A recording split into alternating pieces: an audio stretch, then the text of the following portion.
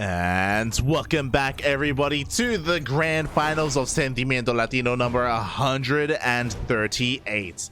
Welcome everyone, the predictions are now open. Place your bets in the chat for who you think is going to be this week's champion, because spawning in the top left hand corner we have our first contender. We have the Peruvian Terran player representing Eximius Gaming. It's the madman himself. He just took down Ryu. It is Kaozfate. And spawning in the top right hand corner of Stargazers, we have the best Protoss player in all of the land of Peru representing Peru, as well as clan TGCF. It is XionS.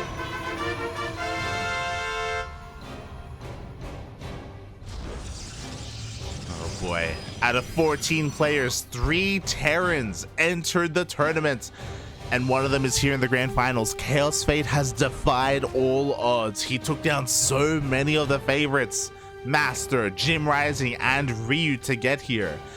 And I would say now the favorite to take it all. He took down Master. 3-0. Sorry, 3-0. What? 2-1. He took down Master. And mate, if you can take down Master, you can take down any Protoss player in Latin America. You know, maybe Parker Mike can say something about that. Maybe XionS can say something about that. XionS is top 3. Can he do it? Can he take down what so many couldn't? Likewise, XionS has also had an amazing run to the finals. The difference between our two players is that XionS has been able to take down Zergs and Protoss to get here, not Terrans. There was no Terran on his side of the bracket at all, exclamation mark for nada, darking for the seeding. But yeah, XionS didn't have an easy road, just we haven't been able to see what his TvP has to offer, and we'll see what it does, because the probe is here in the main base. The probe is being very cheeky, and we should be seeing a proxy pylon. Meanwhile, to see a Reaper opener from Kaozfate, he's going to be zooming across the map, quickly double checking here. There we go. As a reminder, this is going to be a best of 5, not a best of 3 grand final, so we have plenty of games ahead of us, at least 3 games on the horizon. First Reaper comes across the map. How many probes can he get? The first Stalker already comes out, and the Reaper, all it is able to do is scout, really. Ooh, should be able to escape with its life just barely. Ooh. At the same time, the Marine hunts down that probe in the pocket base. There will not be a proxy pylon here in the main base of Kaozfate. He's fully aware of the potential for that, and so far, pretty decent opener. I say pretty decent. He has kept the Reaper alive. In a moment, he should be diving in to get a scout of the main base to see if XionS is going for Stargate or Twilight Council, or even a robo opener. Again, because of the short rushes by air, like things like Stargate play make a lot of sense here. You can find a lot of success. Things hit that much faster. Likewise, we can see that Kaozfate is going for a 1-1-1 opener and already starting his Widowmine production. This is a relatively safe way to open. If an Oracle comes out across the map, Widowmines and Marines are here to deal with the Oracle. I'm just curious to see how many how many Widowmines are we going to see. If at least 2, then Kaozfate can go for a drop. Meanwhile, the Reaper dives into the main, and he saw something peculiar. I see something peculiar. XionS has so much gas right now. His tech is so late. He was waiting, I imagine, waiting for the Reaper to die before starting anything, and now he throws down everything at once. This is late, but unscouted. We have a Twilight Council, a Forge, and a Robotics facility. Depending on how many gases we work with, this may be just for charge. Because of the Forge, though, it could be Blink Stalkers, one or the other. We'll see what XionS decides to go for. He doesn't have any of his gases at the natural, so it's still a little bit hard to judge, just because of how early it is. But the drop is zooming across the map. Oh my god, we even have a cannon in the main. I remember, yeah, in PvT, XionS does this. Against every single Terran player, he goes for cannons. There we go, in the main and the natural, because he's well aware that of the threat of Widowmines, and he doesn't want to deal with it. Here we go, Widowmines are diving on in, and the cannons aren't ready. Oh, we do have a reaction from XionS. He will be able to get a kill on that Stalker and get out with those 2 mines. Oof. Just barely enough dead space there for Kaozfate to survive with that drop. And we can see gases were never taken, and it is going to be for charge. Looks like the forge was just for cannon, so that's what was throwing me off. I was like, yo, this should be for +1. +1 blink stalkers would make sense. But no, instead it's going to be charge lots instead. Oh my god, they come back in! Where's the reaction? Up!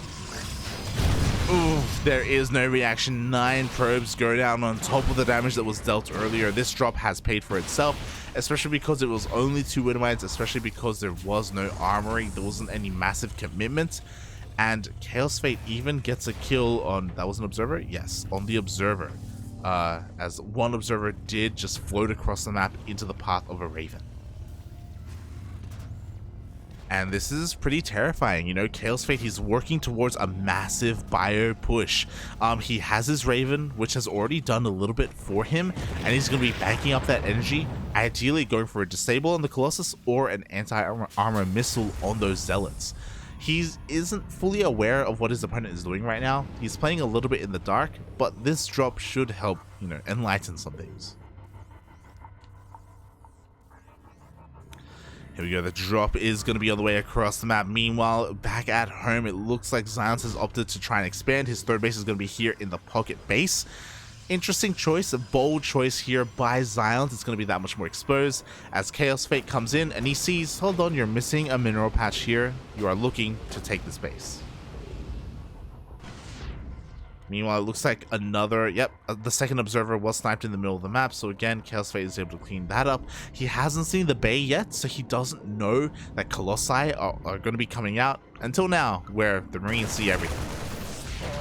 He's going to make a choice. He goes for the cannon, but we haven't overcharged. The Marines haven't really been able to find any damage at all.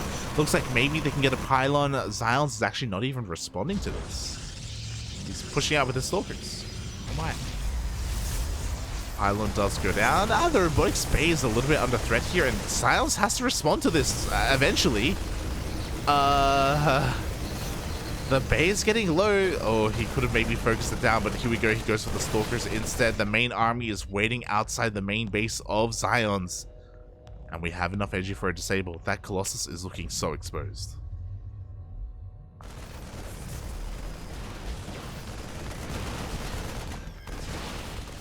Well, here we go. Kaozfate is sharking around. He has spotted the army. No, not yet. He sees. Ooh, and there is a disable immediately. The Colossus will go down. The Robo is under threat. There is no second Colossus, by the way. No, there is no second Colossus, and that Robo is gonna go down. There it is. Everything is depowered here at the natural base. There's just not enough on the ground to defend. There's just not enough army, period.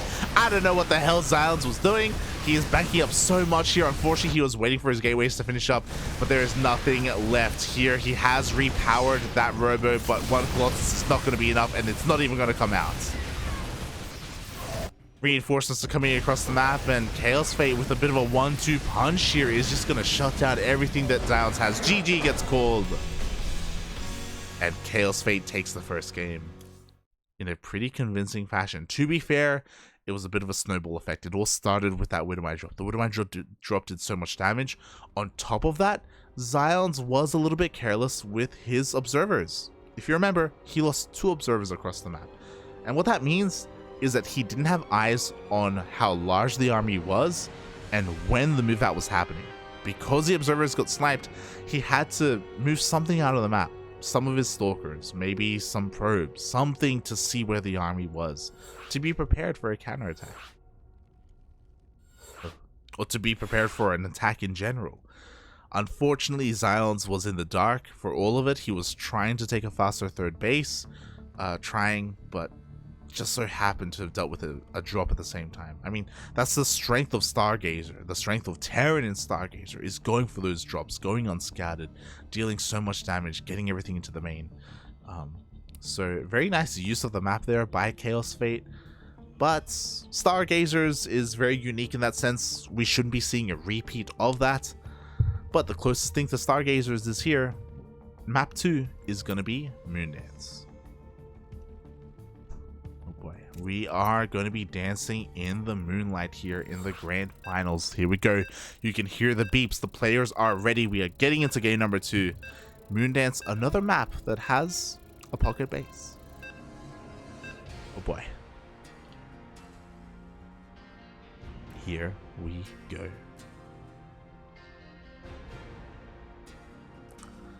I'm just hoping... I was a little bit worried that we would crash, but no, we are not crashing. Here we go. We are loading on in. And we'll see if one of our players can take a further lead in this series, or if we're going to tie things up 1-1.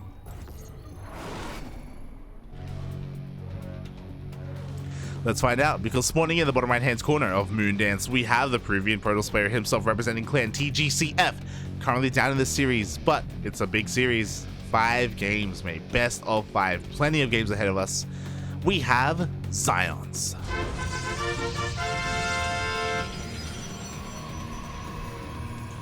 And spawning in the top left hand corner of Moondance, we have the Peruvian Terran player himself representing XionS Gaming, currently leading this series 1-0.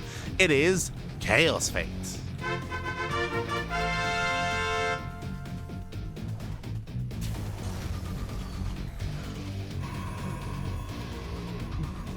A very strong showing there in the first game, kind of manhandling XionS a little bit, not gonna lie.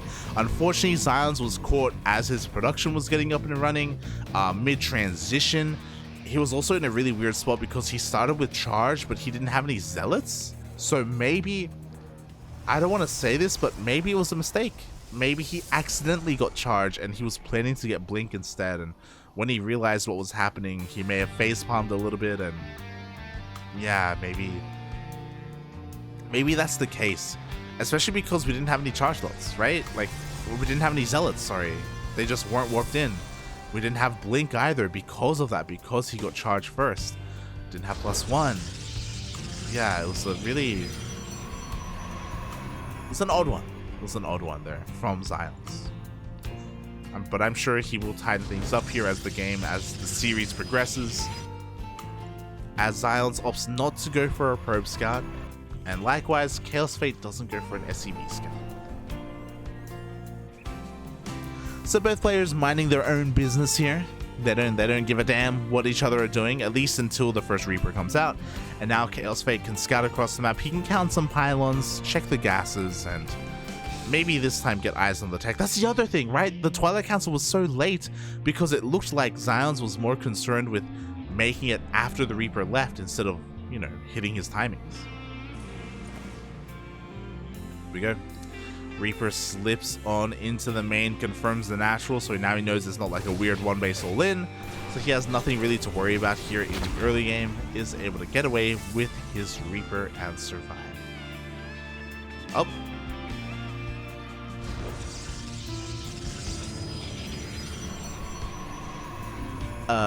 As we have a robo opening. Oh my god. Very interesting. At the same time, ooh, one probe already goes down in the main base. We're going to see a second probe going down. Where is the where are the stalkers? Where are the shield batteries? As the stalker is coming back up. So it's very important that you scout the robo. The robo can mean one of two things. 1, fast Colossus. 2, fast disruptor. 3, it could be a fast gateway push, as the forge is thrown down as well for those cannons. There's a Twilight Council, very reminiscent of the previous game, to be honest, except for the faster robo. As the first observer on the way coming out across the map, Kaozfate with this Hellion is going to confirm, or he should be checking the wall and confirming the tech of choice. He's fully aware that he doesn't need to leave anything at home to defend against any non-existent Oracle.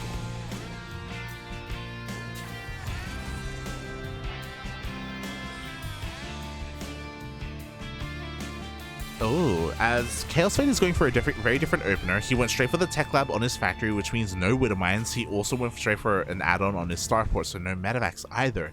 He's going to be prioritizing his overall army. A little bit less aggression here. Still starting things off with a Raven, and he can be a little bit aggressive with the Raven, with some auto-turret harass, but for the most part, he is slowly going to be working on his tank push. His tank army. Meanwhile, there's charge again, just like last time. We have charge first on the way for XionS. Robo is done. We should be seeing a robotics base soon to get into fast Colossus. And, you know, again, I'm not opposed to this build, especially if the Protoss is able to get eyes on what their opponent's doing. Observer slips into the main, confirms the production, confirms that, okay, we are going to be seeing another Raven coming out, and hopefully he's able to get into a better place.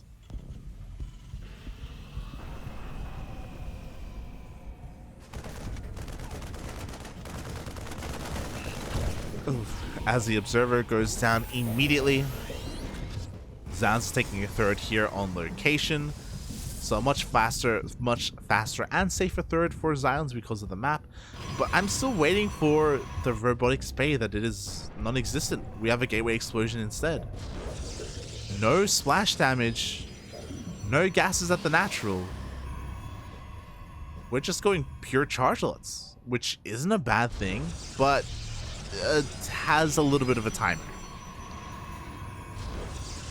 As the game goes on, the Zealot army will be outscaled, but for the time being, it is going to be good enough, especially because tanks are being produced, not Widow Mines. Widow Mines kind of hard counter this because it is so difficult to split up your Zealots in the middle of the fight and avoid Widow Mine shots.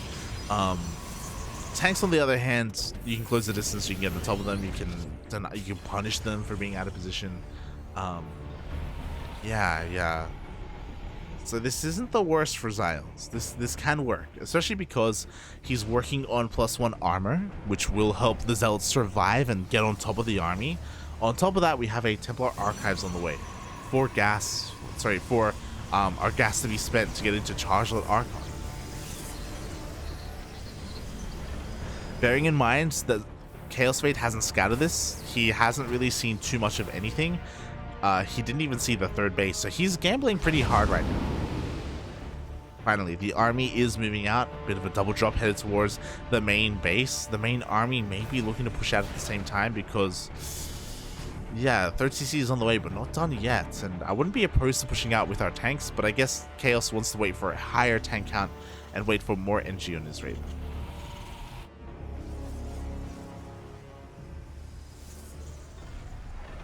There's going to be chilling at home a little bit longer. We do have that double drop slipping into the main base. Do have a warping of Stalkers, but again, these Stalkers do not have Link. And Charge has revealed itself.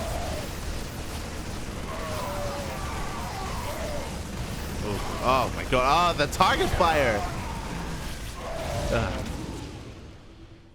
And now we have to make a choice. Kaozfate is pushing out with the rest of his army to deny any kind of fourth base being thrown down.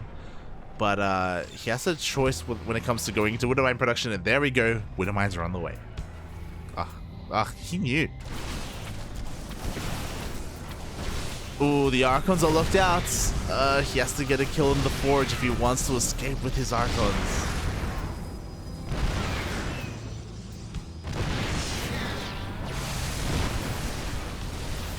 Speaking of, he's going to be able to clean all this up. We have a couple of disables on the Archons, but with the Chargelots here, there's actually some really nice kind of Sim City here. Really nice movement with the army of Kaozfate.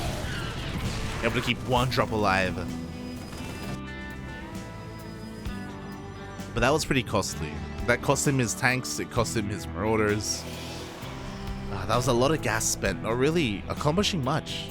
The army of XionS is still pretty strong. He kept both Archons alive.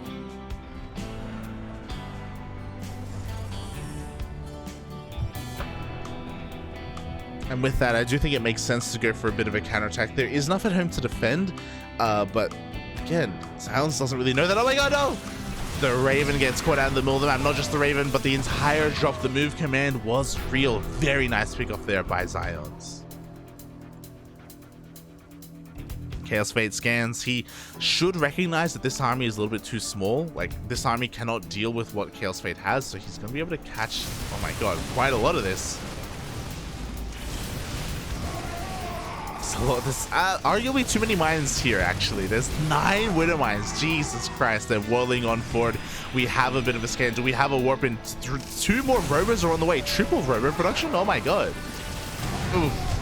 But this is what we were talking about. Widow Mines are exactly what you want against Chargelots. Meanwhile, we have the rest of the Bio army steaming on forward, actually dragging the army away from those mines. Questionable army movement, to be honest. Here we go. They are unburrowing, reburrowing here on the front line. The 4th base is denied.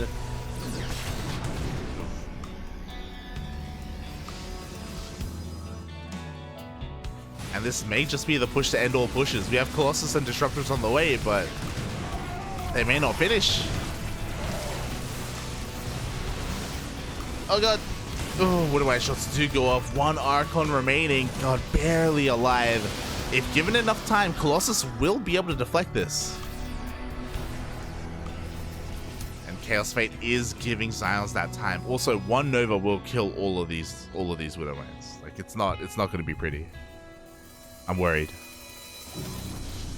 The Widowmines reset, but the first Disruptor is out. Colossus are going to come out as well. Kaozfate is giving Xions too much time.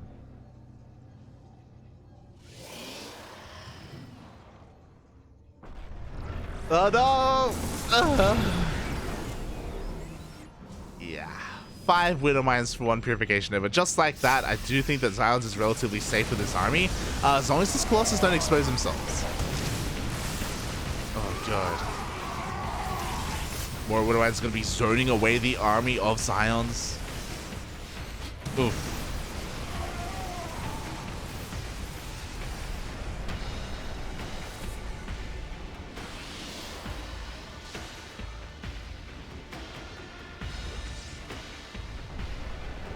And Xions has survived, but I mean, props to Kaozfate, because even though he's been in the face of Xions, behind this we have a 4th, we got a 5th, we got full saturation for the most part, we got tech, we have Ghost Academy already done, Vikings are on the way. Like, we have a very, very nice transition or nice adaptation to what he's going up against. We don't need Widowmines, not anymore. As Kaozfate is throwing caution to the wind, and he's going for a massive Doom Drop. Oh, this is not the play, though. This is not the play. Ah! Massive Doom Drop into the natural base. He does end up focusing down one of those Disruptors, but again, like, this is just not going to work out for him. He's forced to pick everything up.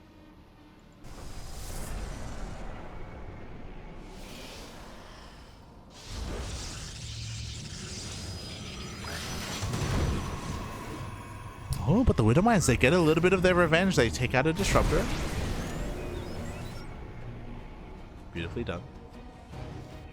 Kaozfate forced to turn around, go back home, and regroup with the rest of his army. Hopefully, please, repair, Bobby, repair. He's got so many weakened medevacs here.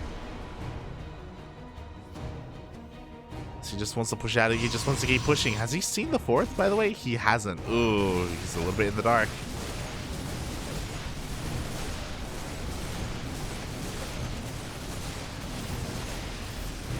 Hopefully he's able to drop his medevac here soon. He's pushing in. He's gonna be pushing up the ramp into Colossi. Oh god, this is not what you want to be seeing. Another Nova going off. Nice splits though. Nice dodges. We have hit critical mass when it comes to Vikings. 8 Vikings already. 2 more on the way.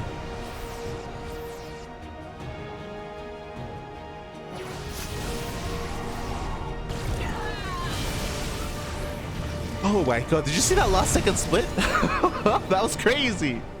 The splits are real. Kaozfate started stepping forward. He is now max. Oh my god, the Vikings are here. Do we see another split? No, we do not.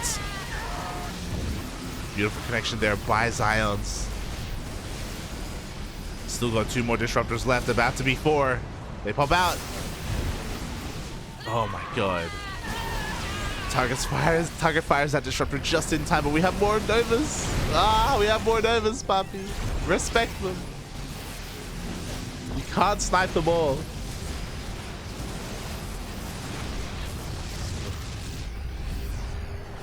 God, as Xions is pushing in once again. He's down in supply, but he's up in Disruptors. Another amazing split. How does he do it? As the army slims forward, there are no Disruptors remaining here. The target fire was just a little bit too good. We do have a warping of reinforcements of charge-outs. And charge-outs are definitely going to help, don't get us wrong, but there's just still so much fire on the ground. So many Liberators coming in as well. It's just going to be a little bit too much, and Xions is being completely overwhelmed. And GG gets called Kaozfate. Once again, it just feels like he's in so much control, takes game number 2. in these first two games, like XionS just hasn't had the opportunity to push out. He hasn't been able to be aggressive at all these games, whether it's, you know, with Blink Stalkers or DTs or charge lots or any kind of War Prism play. We haven't seen any of it. He's just been stuck at home trying to tech up, always trying to do the same build, trying to get into Colossi. And this game he did get into them, don't get me wrong, he even got some disruptors out. But like getting there was a rocky road. Getting there he was losing probes. Getting there he was, you know, being denied his fourth for a long time. So he didn't really have the economy to sustain all of that. Especially because we didn't get to talk about it, but his third wasn't a real third. His third was half a base. Only one gas geyser there. And you know, going into triple robo production is pretty gas intensive. I still can't believe he made 3 robos. It's crazy. Absolutely crazy. As we are going to be getting ready for game number 3, and is this going to be the final game of the series? Kaozfate has been looking so dominant here in regular play, in macro play, and you know what these players or what XionS considers to be standard. So now XionS has to go back to the drawing board. He has to look at this and recognize what I'm doing, what I've been doing these past couple of games, it's not working. I have to turn the tables. I cannot let Kaozfate be comfortable.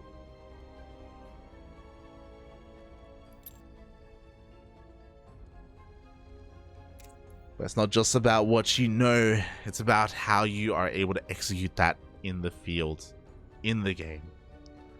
Can he do it? Can he pull it off? Can he adapt on the fly? Can XionS be aggressive?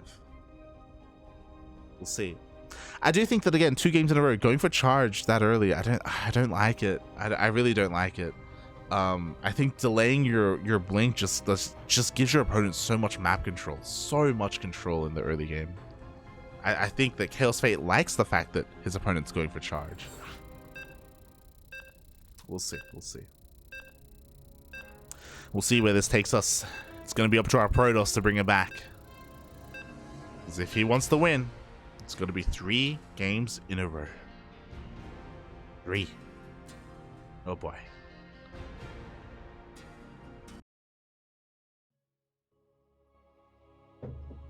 Here we go.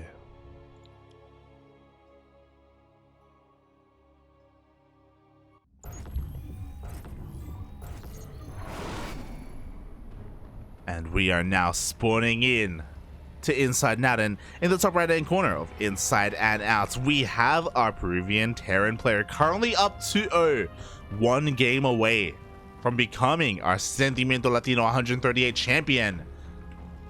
It is the Peruvian Terran representing Ximius Gaming, Kaozfate. And spawning in the bottom left hand corner of Inside Now, we have the Peruvian Protoss representing Clan TGCF. He has to win 3 games in a row to become this week's champion, but it all starts with the first step. It all starts here when he's up against the wall. It's the Peruvian Protoss, XionS.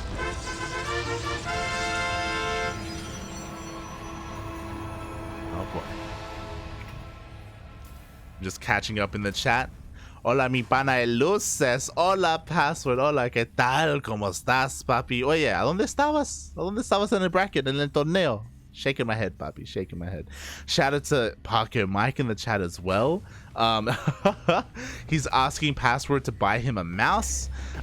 Shout out to Paco Mike because he was playing in today's tournament and Paco Mike actually won the random raffles. So Paco Mike did end up winning some money here today. Good day, the CranKy Ducklings in chat. Hello, Emperor Fuble.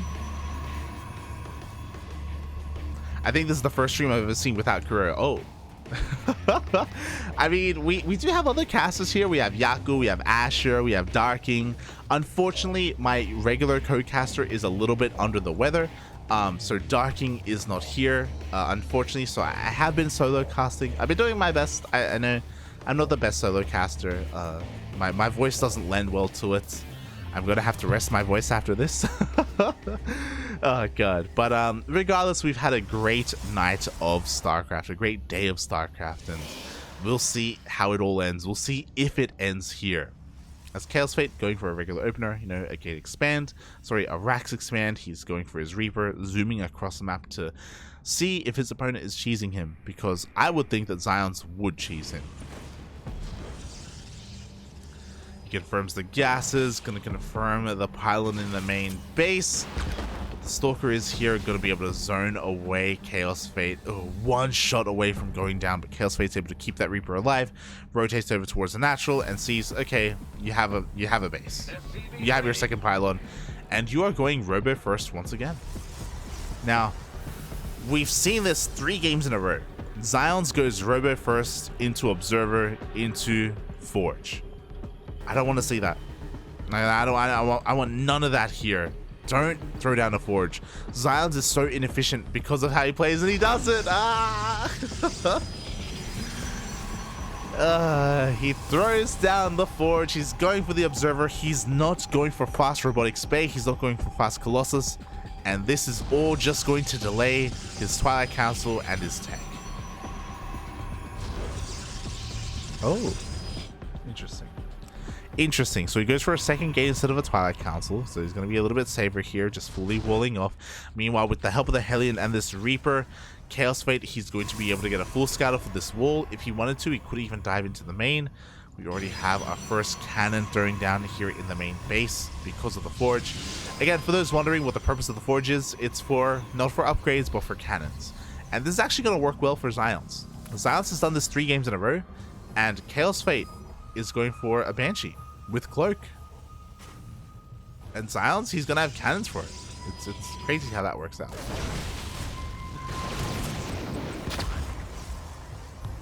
As the Stalkers push out and force Kaozfate a little bit back, Kaozfate wasn't able to confirm the follow-up. He should be able to guess that, you know, it's going to be Forge again. That's just what XionS has been doing. And I actually like this a little bit more. Finally, XionS is being a little bit more efficient. He goes straight for the Robotic Spay instead of the Twilight Council. This will delay charge, this will delay blink, but he's actually making use of his faster Robo. Honestly, this Robotic Spay could have been faster if we didn't have the cannon, if we didn't have the Forge. Like we could have seen this a little bit earlier. But regardless, we can now go straight into Colossi. There it is. So the Colossus count is going to get real big, real quick, real out of control, real soon. But the Banshees are dipping on in. They get into the main base. Ooh, the cannon is out of range, and this Banshee is already getting 3-4 probe kills. The main force is coming. Boys are being pulled. Oh no, this could be how it all ends, because XionS is being insanely greedy right now. There's no shield battery. There's no charge. There's no blink. He's going to have vanilla gateway units and 1 Colossus to defend. The boys are here. I'm pretty sure, yep, there we go. A bunker is going to be thrown down. Colossus has been revealed. And the Colossus is going to do a lot of damage to these Marines. Oh my god, just completely eviscerating them, but not before getting taken out by these Banshees. And this may just be it, because this is an Artosis pylon. There's no shield battery, there's no backup pylon. When it goes down, there's going to be so much BD power. Ugh. The Banshees even cloak themselves so they survive, despite there being a Robotic Spay. No Colossus. We do have a gateway explosion behind us. 4 gates are on the way, but they're not done yet. +1 melee, +1 attack is denied. Ugh. And behind this, again, there was no third base. This was a 2-base all-in. I say all-in from Kaozfate, but he's ahead when it comes to the workers. He can transition from here if he wants to. XionS is going to try and hold on to his bases, but again, he doesn't have blink. He just doesn't have it. The natural base is going to be going down. The Stalkers are trying to do what they can, but the tanks leapfrog forward. They shut down the Stalkers. And Kaozfate, without breaking too much of a sweat in this series, it's crazy. It's crazy how strong he's been looking. GG gets called just like that. Kaozfate takes the 3-0, and he's going to be our Sentimiento Latino champion. GG. He could not be stopped. Not here, not by XionS. It wasn't a clean road to victory. Kaozfate did drop a map against Master, and he also dropped a map against Ryu. But, boy, it all just led towards the grand finals. GG, well played. XionS, again, this is what I was worried about. XionS, he excels so much more in the other matchups. Against Zerg and against Protoss. Against Terran, not as much. That's the matchup that he struggles in the most, to be honest. Oh my god. It's a matchup that he needs to work on. And as we can see, definitely not a matchup that Kaozfate needs to work on. He's able to just take the clean sweep 3-0. Looking so good. Congratulations, man. Congratulations to Kaozfate. And this is why Kaozfate needs to play in more tournaments. I've been egging him on for months about playing in Sentimiento Latino, about playing in Copa Hyperion, and he just keeps going out to drink. He just keeps going out instead. The socialite that he is. That's a nice way of putting the fact that he is a bit of an alcoholic. But when he has the time to sit down and play some StarCraft, he can become a champion, and I look forward to seeing how far Kaozfate can go, how much more he can improve, because we are 2 weeks away from DreamHack Atlanta qualifiers. They're right around the corner. DreamHack Atlanta is upon us, and that's going to be the final big premier tournament for the year. Kind of. There is going to be another Home Story Cup in December. To be fair, there is going to be another Home Story Cup. But when it comes to like the major like ESL tournaments, you know, we had Valencia earlier. Now we have Atlanta. And that is where the majority of your EPT points and the majority of your earnings are going to be. That is where like some of these players are full-time StarCraft, and they make a living off of things like DreamHack, like Home Story Cup, like TSL. You know, these are the tournaments that matter the most. How many robos will Xion make this time? Oh boy. GG, well played. See in the chat, good old Artosis Pylon. It was brutal, man. +1 was denied, the Colossus were denied, the Colossi, sorry, were denied as well. But on top of that, like, it was a very, like, going for a 2-base all-in is so strong when your opponent is skipping so much tech to go into fast Colossi. Because sure, they have a Colossus, but that's all they have. And to be fair, it's also on XionS, because XionS didn't have any shield batteries, he didn't have any overcharge, right? He didn't have anything out on the map to scout that his opponent was coming, so he could prepare himself mentally and physically and in-game for what was coming. Oh. Regardless, GG, well played. We had a great day today. Looking at the brackets, we had an insane run from all of our players. Again, my heart goes out to Ryu. Ryu had a really good series against Kaozfate, but his tournament run did end in the semifinals. I wish him the best of luck though in the following weeks. As you know, Ryu is a cranky duckling himself, and we got a lot of love for him. Got a lot of love. Yeah, and also a shout out to Paco Mike, because he did walk away with the participation raffle, with the random raffle. Oh god. With that, we are done here for the day. I don't think we're going to be casting later on this evening. I know there is another tournament going on, but I don't think we're going to take part in that. I believe our next broadcast is going to be in 24 hours. Tomorrow, technically in 23 hours, ESL Open Cup Asia is going to be on full display, and we will be there to provide you some English coverage. So if you're interested in players like Solar, Björn, Keen, Nightmare, Hero, Classic, Su, Dongreigu, Gumiho, these kinds of players, maybe I overspoke. A lot of those players are not in Korea. They're playing in TSL, so gonna be a bit of a different lineup. To be fair, a bit of a different lineup, because TSL is going on currently, and it is an offline event. So the Koreans that aren't at TSL are gonna be in ESL Open Cup Asia. So if you're interested, I'm going to be casting that alongside Asher Bro. We have a lot of fun together. So I highly recommend you tune into that broadcast. Meanwhile, outside of that, you can follow us all over the place. If you want more of the Cranky Ducklings, we're on all social media Twitter, Facebook, Instagram. We have a YouTube channel for our VODs, and we have our Discord where we post all of our announcements. The only thing we don't have is TikTok. That would it's too much effort. We would need like a dedicated like video editor if we wanted to do something on TikTok or something crazy like that. We're fine with what we have. It's okay. Look, I'm not niche, okay? I'm not the StarCraft observer. So yeah, hope you all enjoy yourselves. When it comes to my personal stuff, I do stream over on light_VIP, just, you know, my own personal ladder sessions, and I play other games like Final Fantasy 14 or the new Spider-Man game. I've been playing through that. I have like one session left, and then I'm probably going to finish it. So you can follow me there if you're interested in some of my solo content. But when it comes to the casting, that's all done here on the CranKy Ducklings. Again, ESL Open Cup Asia tomorrow. That's going to be our next broadcast.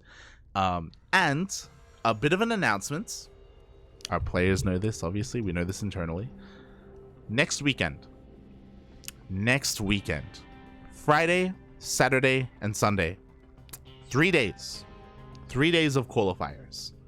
What qualifiers? World Team League. The World Team League qualifiers are next weekend, and we are going to be there. We were there last season. We got a little bit unlucky. We had a bit of a rough road, and we did get knocked out in those qualifiers. We didn't get to make it to the main event, but now I think our team is stronger. I believe that we can at least make it to Code A. There is a Code A and Code S portion of World Team League this season, I believe. So we will be a part of those qualifiers. The qualifiers go over 3 days, 1 round each day. So like the quarterfinals, then the semifinals, then the finals, basically 1 day each. So you have a day to prepare for your opponents. You get notified who your opponent is going to be a couple of days in advance. So a lot of preparation is going to come into play for World Team League, and it is going to be a best of 7, I believe, best of 2 format. So yeah, if you're interested, we're going to be casting in English. We're going to be casting our own matches, so a little bit of bias. And there is going to be a delay on stream, but we will be covering our own team as we make our way through. We're going to be going up against teams like, I don't think Team Super are going to field the team, but I believe Onside Gaming are going to be a part of the qualifiers. I believe, who else? Probably Psystorm Gaming. Not Genesis Gaming, but there's Alien Esports, Berserker Esports, Platinum Heroes. There are a lot of up-and-coming teams, or a lot of teams that are going to be participating in that, probably Licensed to Kill as well. Juggernaut, so Mia Micah's team, they're going to be there. Oh my god, it's going to be insane. Probably some of the Latin American teams, Infernalis Esports. I know the Chinese organizers are reaching out to every single team they can, so they can all be a part of this qualifier. So it's going to be massive, it's going to be big, and we're going to do our best to make it through. And if we do make it through to the main event, we'll also cast the main event. I know Steadfast and Biomorph have been covering World Team League. For those who don't know, it's open to, like, you can register to cast, and we opted not to. We just decided not to.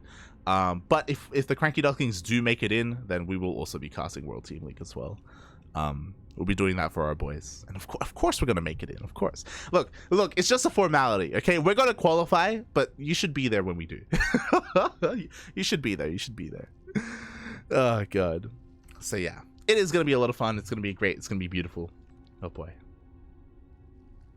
And yeah, here we go. Meanwhile, interesting. But yeah, with that, thank you so much for watching, everyone. I really appreciate your support. We are going to be heading off for the day.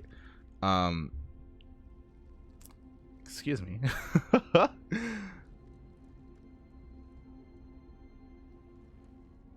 As we are going to be heading off. Meanwhile, give them some love, as we're going to be giving someone a bit of a raid. Oh my god. As this has been going a lot of raids. There's been a lot of raids going on here. And yeah, give them some love, give them some support to the other people in the CranKy Ducklings, in the StarCraft community. With that, thank you so much everyone for watching, and I'll see you guys next time. Ciao. Ciao, ciao, ciao.